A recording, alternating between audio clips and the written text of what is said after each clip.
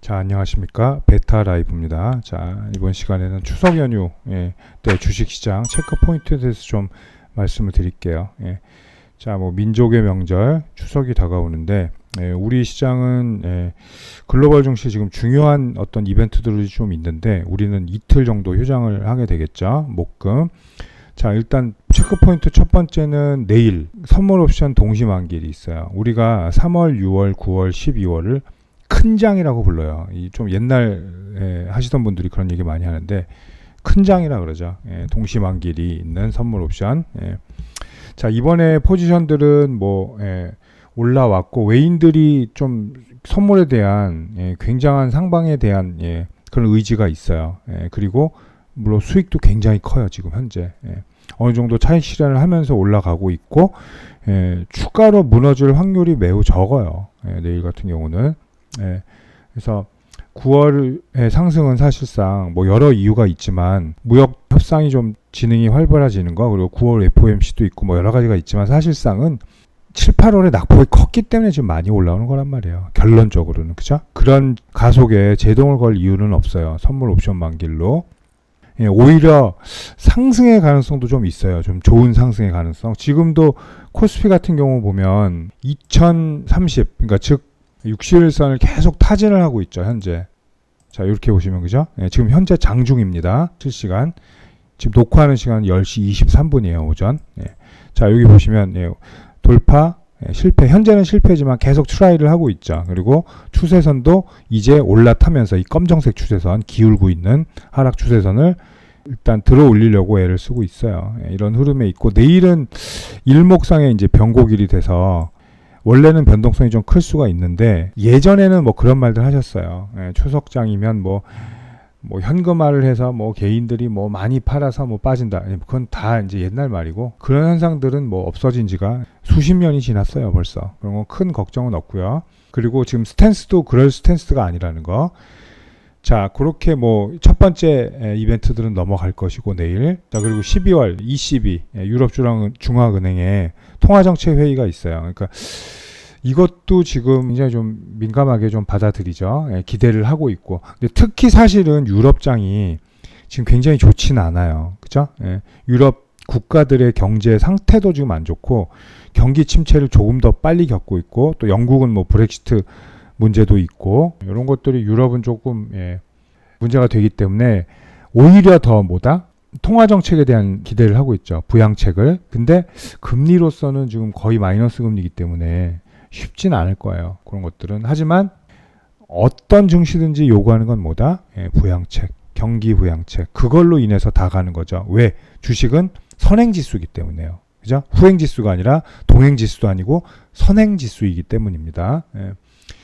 자, 그리고 이제 17일, 18일에는 FOMC가 있어요. 물론 이제 우리는 추석 돌아오면 그때를 맞이하게 되는데, FOMC에서 사실상 확인하고 싶어 하는 거는 뭐 정부, 뭐 트럼프 같은 경우는 이제 0.5%를 인하를 해버리고 금리를 경제 리세션을 막기 위한 그런 노력들을 할 거고, 그죠? 그러나 파월 입장에서는, 그러니까 연준 입장에서는 좀 리즈너블한 그런 수치를 안기고 싶어 한단 말이에요. 그죠? 금리 인하를 크게 단행한다는 건 결국은 뭐예요? 경기 침체를 인정하는 거죠. 미국 지표가 사실 타 국가에 비해서 그렇게 나쁘지는 않아요. 현재 상태로서는. 그런 걸 좀 유념해야 되고요. 그래서 이번에 FOMC에서 가능한 시나리오들은 첫 번째는 0.25. 0.25만 그냥 딱 내리고 크게 커멘트가 없다. 두 번째, 0.25를 내리고 다음에는 이번이 마지막이야. 뭐 이런 식의 발언을 한다는 거죠. 즉 차후 금리 인하에 대한 상당히 부정적인 견해를 말할 가능성도 있어요. 그럴 때 그렇게 되면 사실은 증시에선 좀 안 좋게 반응할 확률이 매우 높죠. 그리고 0.5의 인하의 확률은 좀 굉장히 낮고요. 최악의 경우는 금리 인하를 안 할 수도 있어요.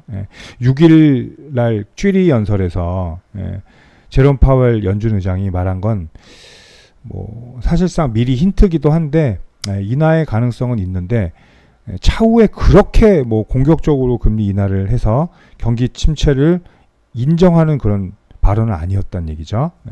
그런 파월 의장과 연준의 스탠스를 볼 때는 이번에 0.25와 함께 다음에는 좀 신중히 고려하겠다. 이 정도의 코멘트가 나올 확률이 좀 높다라고 좀 예측을 할 수가 있어요. 자, 그리고 이제 또 추석 연휴 이후에 활발하게 전개될 예정인 또 미중 무역 전쟁, 그러니까 무역 협상이죠. 진전인데, 자, 요새 코멘트가 또 나오죠. 어제 같은 경우는 중국이 그런 얘기를 했어요. 화웨이 제재를 좀 완화하면 안 되겠냐. 자, 그러나 보통 때 같으면 어땠겠어요? 화웨이 제재 완화해 주세요. 그러면 안 돼. 뭘 무슨 완화를 해? 근데 이건 협상의 자세가 아니죠. 근데 어제는 이렇게 얘기했죠. 화웨이 제재를 완화해 주면 너의 농산물을 많이 살게. 이렇게 딜을 들고 왔단 말이에요. 이게 바로 협상이라는 거죠. 그죠? 자, 그리고 가장 문제가 되고 있는 건 지적재산권에 대한 것도 어느 정도 뭐 협의와 그러니까 쉽게 얘기해서 어떤 왁구를 갖췄다는 거죠. 그죠? 미리. 그죠? 그런 얘기를 하고 있어요. 이런 게 협상이라는 거죠. 너네 지적재산권 마음에 안 들어. 없애. 무슨 근거로? 우린 몰라. 이건 협상이 아니죠. 그러나 여태까지 그렇게 해왔다는 거예요. 그죠? 자, 농산물도 저번에 콩 샀다가 작년에 말에 또 취소했죠. 2천억, 3천억 막 콩 샀다가 미국 콩. 자, 그것도 어떤 그게 없단 말이에요. 그죠? 딜이 없었다는 얘기죠. 관세가 나올까봐 지뢰, 중국은 또 손을 내민 거죠. 협상을 하려고 콩 살게. 근데 그거는 틀린 방법이죠. 언제든지 취소할 수 있는 거니까. 그죠? 자, 이런 식으로 딜이 나와야 된다는 거예요. 뭐 줄게 뭐 다오. 그죠? 나도 네 거 받을게. 그럼 내 것도 받아다오.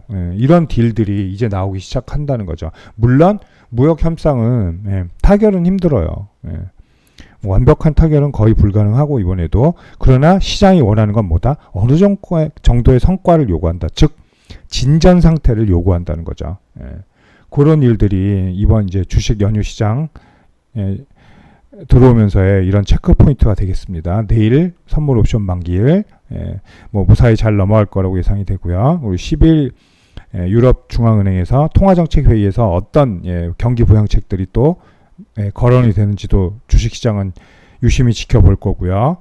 그리고 9월 17, 18일 FOMC 금리 인하는 뭐 당연시 되지만 향후 그러니까 차후 계획에 대한 일정에 대한 코멘트 이게 굉장히 주식시장에 민감하게 받아들일 겁니다. 그리고 마지막으로 무역 협상이 또 극적으로 다시 재개되면서 10월 초에 이제 고위급으로 넘어갔는데 어떤 딜이 작은 딜이라도 계속 일어나서 좀 시장이 안심할 수 있는 그런 방향으로 가야 될 것 같습니다.